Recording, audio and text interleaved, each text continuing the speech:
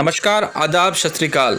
RS news में आपका स्वागत है। चलिए देखते हैं बिहार की 20 बड़ी खबरें। स्वतंत्रता दिवस गांधी मैदान में सीएम नीतीश ने फहराया तिरंगा। पंचायत और नगर निकाय शिक्षकों को दिया तोहफा। मुख्यमंत्री नीतीश कुमार ने स्वतंत्रता दिवस के मौके पर कहा कि पंचायत और नगर निकाय शिक्षकों की नई सेवा शर्त शीघ्र लागू किया जाएगा। मुख्यमंत्री ने कहा है कि इन शिक्षकों की बेहतर सेवा शर्त के लिए नई नियमावली बनाई जा रही है, इसे शीघ्र लागू किया जाएगा। इन शिक्षकों को कर्मचारी भविष्य निधि का भी लाभ दिया जाएगा। चिराग पासवान बोले, बिहार के विकास के मुद्दों को उठाता रहूंगा। अगर किसी को तकलीफ हो रही है तो मुझे उसकी चिंता नहीं। लोजपा अध्यक्ष चिराग पासवान ने राजधानी पटना में पार्टी के राज्य कार्यालय में झंडा फहराने के बाद नेताओं के साथ बैठक की। बैठक के दौरान चिराग पासवान ने कहा कि बिहार के विकास के मुद्दों को मैं उठाता रहूंगा। अगर इससे किसी को तकलीफ हो रही है तो मुझे उसकी चिंता नहीं है। चिराग ने कहा कि विधानसभा चुनाव के पहले कॉमन मिनिमम प्रोग्राम तय होना चाहिए। सहरसा में दो गुटों के बीच गोलीबारी में गोली लगने से युवक की मौत, ग्रामीणों ने किया सड़क जाम। सहरसा जिले के महिषी थाना क्षेत्र के गेमराहो नाकुच चौक पर शनिवार को दिनदहाड़े दो गुटों के बीच फिल्मी तरीके से हुई गोलीबारी की घटना में एक युवक की मौत हो गई। गोलीबारी की आवाज़ सुनकर जब ग्रामीण की भीड़ चौक पर जुटने लगी तो बदमाश कंद्रिया ओपी के सुखानी निवासी जख्मी युवक अजीत कुमार को छोड़कर भाग निकले। बिहार में कोरोना संक्रमितों की संख्या 1 लाख के पार, 3,536 नए पॉजिटिव मिले। बिहार में कोरोना संक्रमितों की संख्या 1 लाख के पार हो गई। राज्य में पिछले 24 घंटे में 3,536 नए संक्रमितों की पहचान की गई। इसके साथ ही राज्य में कोरोना संक्रमितों की संख्या बढ़कर 1,01,906 हो गई। परसा विधानसभा समधी चंद्रिका राय सियासत में लालू प्रसाद की करेंगे खिलाफत। कभी परसा विधानसभा क्षेत्र से सूबे के पूर्व मुख्यमंत्री दारोगा प्रसाद राय चुनावी अखाड़े में दाव आजमाते थे। उन दिनों भी यह सीट वीआईपी थी। उनके बेटे चंद्रिका राय लालू के समधी बनने से पहले उनके पार्टी में कद्दावर माने जाते थे। फिर हालात बदले और अपनी बेटी की लालू के बेटे से शादी रचाई तो समधी बने, पर बात फिर ऐसी बिगड़ी कि अब सियासत में भी उनकी खिलाफत करेंगे। चर्चा है कि अब वे जदयू का दामन थामने वाले हैं। अंतर्राष्ट्रीय वाघा बॉर्डर के बाद देश में दूसरी ऐसी जगह जहां मध्यरात्रि में लहराया जाता है तिरंगा। बिहार के पूर्णिया के झंडा चौक पर शुक्रवार की रात 12:01 पर ध्वजारोहण किया गया। सन 1947 में आज़ादी के बाद से ही 14 अगस्त की रात 12:01 में जैसे ही 15 अगस्त होती है, यहाँ ध्वजारोहण किया जाता है।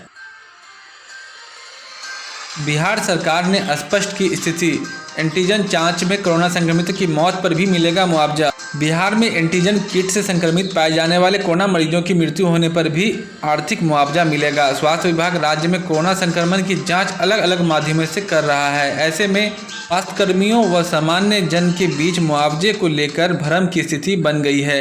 ऐसे में स्वास्थ्य मंत्री मंगल पांडे ने स्पष्ट किया है कि एंटीजन जाँच में भी पॉजिटिव का मतलब पॉजिटिव होता है। सासाराम पुराने विवाद को लेकर दो पक्षों के बीच रोड़ेबाजी और फायरिंग, 11 घायल, गांव में फोर्स तैनात। बिहार के रोहतास जिले के संझोली थाना क्षेत्र के तिनुआ गांव में दो पक्षों के बीच पुराने विवाद को लेकर रोड़ेबाजी व गोलीबारी हुई, जिसमें 11 लोग घायल हो गए। बताया जाता है कि शुक्रवार की देर रात शराब पीने की शिकायत पर गाँव में पुलिस पहुंची। शनिवार की सुबह में शराब की सूचना देने की बात को लेकर मारपीट शुरू हो गई। सहरसा में जमीन विवाद सुलझाने गई पुलिस पर पक्षपात का आरोप लगा, लोगों ने किया पथराव। बिहार के सहरसा जिले के बिहरा थाना क्षेत्र में दो पक्षों के बीच जमीन विवाद सुलझाने गई थी। बिहरा पुलिस को लोगों का आक्रोश झेलना पड़ा। आक्रोशित लोगों ने पुलिस पर पक्षपात करने का आरोप लगाते हुए पथराव कर दिया। पथराव में पुलिस गाड़ी को क्षतिग्रस्त कर दिया। जवाब में पुलिस को हवाई फायर तक करनी पड़ी। सुपौल में मामूली विवाद में होमगार्ड जवान ने परिवार संग मिलकर पड़ोस में रह रहे वृद्ध को मार डाला। सुपौल के जदिया में बकरी को मारने को लेकर मामूली विवाद में पड़ोसियों ने वृद्ध की लोहे के रॉड से वार कर हत्या कर दी। घटना शुक्रवार देर रात की है।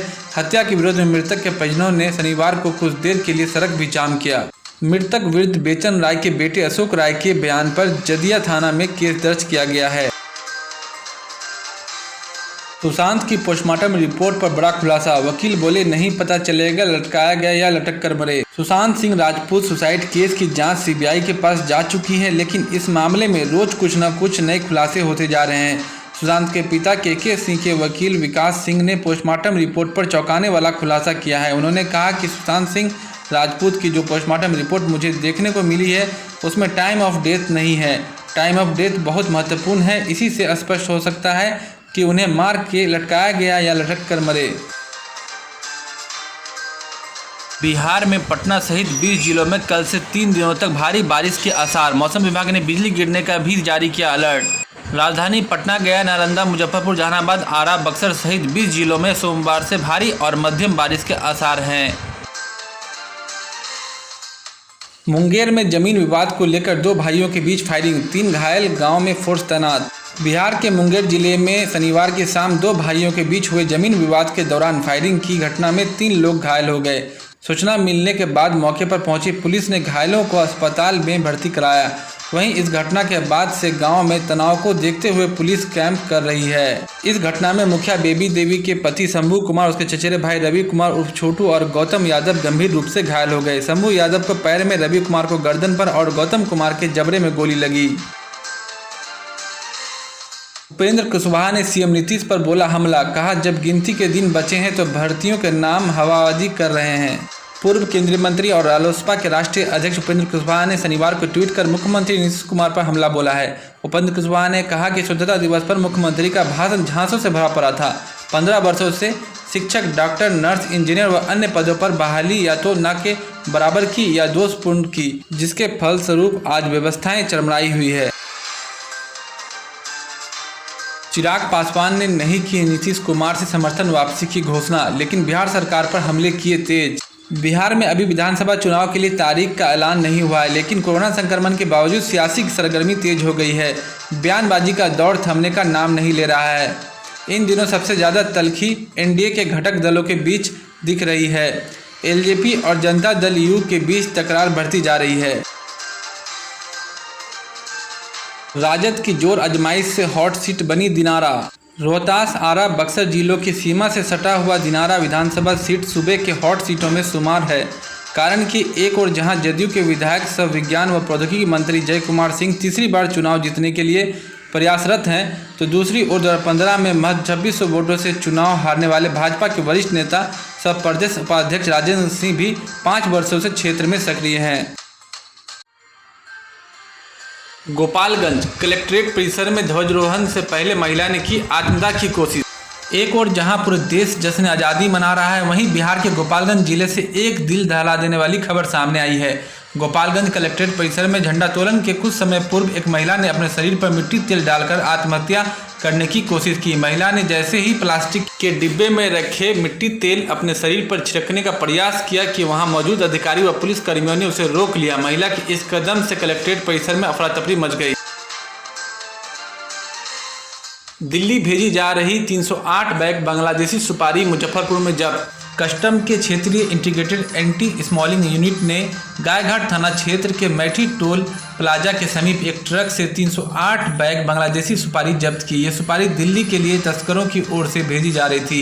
यह खेप असम, पश्चिम बंगाल होते हुए मुजफ्फरपुर के गायघाट पहुंची थी। यहां सूचना के आधार पर कस्टम की ISU ने ट्रक को पकड़ लिया। धार्मिक भावना को ठेस पहुंचाने के आरोप में भाजपा प्रवक्ता समेत 3 पर CJM कोर्ट में परिवाद। धार्मिक भावना को ठेस पहुंचाने के आरोप में भाजपा के एक राष्ट्रीय प्रवक्ता, निजी न्यूज चैनल व उसके एंकर के खिलाफ मुजफ्फरपुर CJM कोर्ट में परिवाद दर्ज कराया गया है। चंदवारा निवासी युवा कांग्रेस के जोनल कोऑर्डिनेटर मोहम्मद मोइनुद्दीन, फैसल उर्फ सैयद फैसल नईम, सैयद इंतजामुल हसन व मीठनपुरा निवासी शिवम कुमार ने परिवाद दर्ज कराया है। महागठबंधन का दामन छोड़ सकते हैं जीतन राम मांझी। जदयू से डील फाइनल होते ही एनडीए में शामिल होंगे। बिहार विधानसभा चुनाव में महज 2.5 महीने का वक्त बचा है और इसके देखते हुए सभी नेता सुरक्षित ठिकाना तलाशने में जुटे हैं। ऐसे में पिछले कई दिनों से परेशान चल रहे पूर्व मुख्यमंत्री और हिंदुस्तान अवाम मोर्चा के अध्यक्ष जीतन राम मांझी जल्द महागठबंधन का दामन छोड़ सकते हैं। तो ये थे अब तक के मुख्य समाचार। मिलते हैं अगले समाचार में। अगर आप देश दुनिया की खबरों से रूबरू होना चाहते हैं तो RS न्यूज़ को ज़रूर सब्सक्राइब करें और हाँ, बेल आइकन को दबाना ना भूलें ताकि न्यूज़ का नोटिफिकेशन आपको मिलता रहे। धन्यवाद।